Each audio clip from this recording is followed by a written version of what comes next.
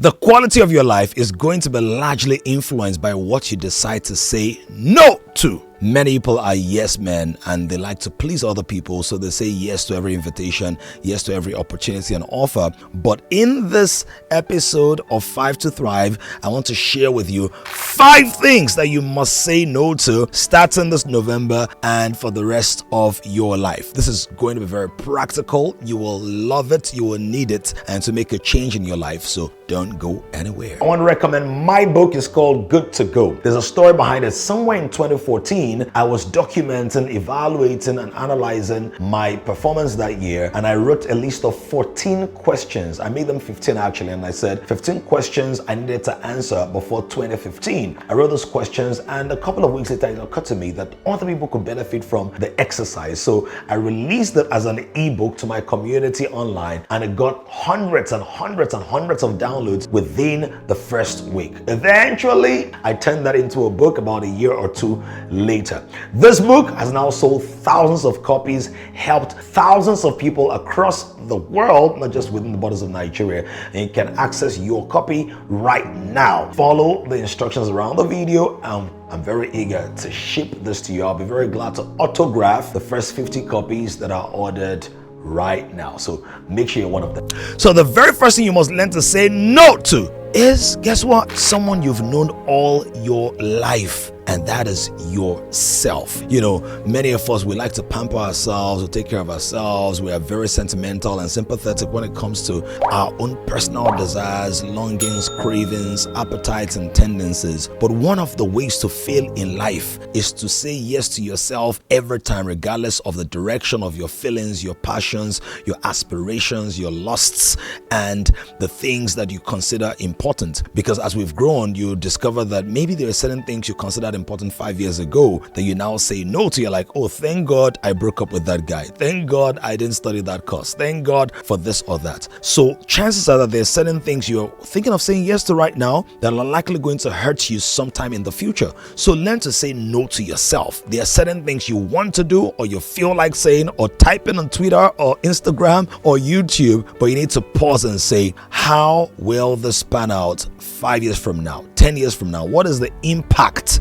of this decision? Jesus taught his disciples, said, if anybody's going to become my disciple, he must first of all deny himself. Deny yourself of certain opportunities that are likely going to make you feel good now, but take you down in the future. So the first thing, say no to yourself. Paul calls it mortifying yourself. In other words, unaliving the fleshly tendencies that you have. Number 2, that you must say no to, and this is for all the food lovers in the house. Say no to unhealthy eating. We live in a generation where so many people are distracted or in some cases depressed, and one of the things that they try to use to placate themselves is food.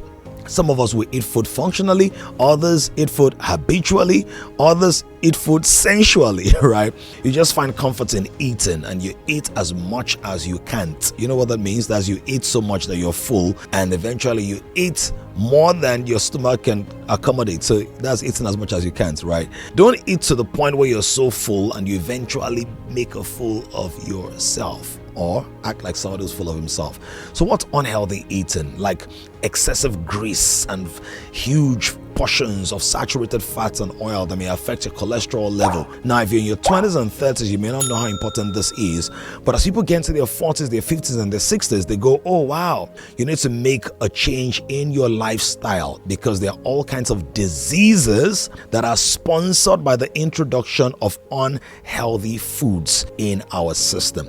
You want to start dealing with that right now. Cut down on the intake of food material that could be detrimental to you based on your genetic predisposition or just generally unhealthy. Cut down the sugars, especially the unnatural sugars. So personally, for me, it's been 2017 since I made that decision, and I stuck with that decision not to eat white sugar, brown sugar, unnatural sugars. So what do I use? Honey. Right? What do I use? I enjoy the sweet taste in natural fruits or natural carbs, right? So think about decisions you can make in your life. Don't eat unhealthily in such a way that you are so filled with excessive stuff that will stress your system, especially your digestive tract, and then eventually becomes some kind of illness or disease in the years to come. Number 3, you want to say no to excessive entertainment. A lot of people are in detainment by entertainment in our generation. What does that mean? So many people have become slaves of mobile devices. Every time they are looking at their devices, they're watching a movie, they are watching a music video, they're playing games, they're playing Fortnite, they're streaming on Twitch until their eyes begin to twitch, right? People are stuck to these gadgets and to these devices, and they are literally enslaved by them. Do you know that there are only 2 industries where the consumers are called users? Number 1, drugs. Number 2, social media. Why? Because social media is addictive just like drugs. Like when you watch some documentaries and do the research, you discover that they designed the technologies that power social media to stimulate the same hormones in your body that a lot of drugs actually stimulate. So, but without knowing it, you can become a slave to this thing. And everywhere you go, you feel like you're incomplete without your device. Pay attention to that and don't be a slave to entertainment, music, games. Find some tasks that will task your mind and challenge you to do things better. There are 2 more points. Did I say 2 more points? 2, and then a bonus point, right, that I have for you. But stay tuned because I'll be back to tell you more. Instead of wasting more time complaining about the economy and the pressure of everyday living, the demands of adulthood, and the responsibility from family and friends and church and different networks, I have a special recommendation for you. How would you feel if I told you that there was an opportunity for you to stir up yourself spiritually, connect with other faithful and fruitful believers, and prepare meaningfully for the next 12 months of your life? All of this in a spiritually charged, refreshing, and enriching atmosphere without leaving the comfort of your home. Now, for the last 3 years, I've invested heavily in the lives of over 800 people who have joined me on a 30-day quest. That quest is basically what we call SGQ, Spiritual Growth Quest, which is a combination of Bible reading, in-depth meditation, declaration, affirmation, but also the revelation of the Spirit of God in a practical way. What happens is for the 30 days, we cover at least 12 books of the Bible. We pray at least twice a day, and we engage in a series of interesting self-denial disciplines and practices like digital detox, like staying off certain foods, like staying off certain kinds of responsibilities, and so much more. It's going to be transformational as we instill disciplines that will help you maximize the rest of the year and be prepared for the year ahead. Now, most people wait till January before they get spiritually, mentally, and emotionally resourced for the year. But why not get a head start? It starts on the 1st day of November and runs for 30 days all through November. So even if you're seeing this on the 10th or the 15th of November, it's not too late. Follow the instructions on the video or around the video right now, and we're going to capture your details and add you to the group where you can participate from wherever you are in the world. If you know anybody who wants to be spiritually charged, spiritually transformed, and also personally transformed in terms of their gifts, their abilities, their positioning, the resources, time, money, and all of that, you just want to have things in proper perspective, send it to them right now. Broadcast it, share it, and let's grow like never before. I look forward to having you as a part of SGQ. Let's do this. Yeah, so SGQ is on. It's every November and it's going powerfully well. We're praying hot. We're learning deep. It's going strong. And I want you to join us in the remaining days, even if you're just hearing about it for the very first time. It's going to transform your heart and your mind. And by the way, it's going to be a fantastic opportunity for you to practice the no's I am mentioning in this video. Number 4, you want to say no to excessive sleep. It's okay to sleep. We all need to rest. It's important for our bodies to have that break so that we can function optimally regardless of the demands on our lives. But what you don't want to do is to sleep more than is necessary, or sleep so long that you only wake up to gain more energy and attention to be able to sleep well. Right? Some people, they sleep so much right? You don't need to buy a pair of slippers because they are a slipper, their shadow is a slipper, so you have two slippers, a pair of slippers. Don't be that person who sleeps so much that things start slipping out of your hands. Don't be that person who sleeps so much that your life becomes slippery or a slippery slope. No. Sleep, be refreshed, but don't become a slave of your bed. Right? That's important. Why?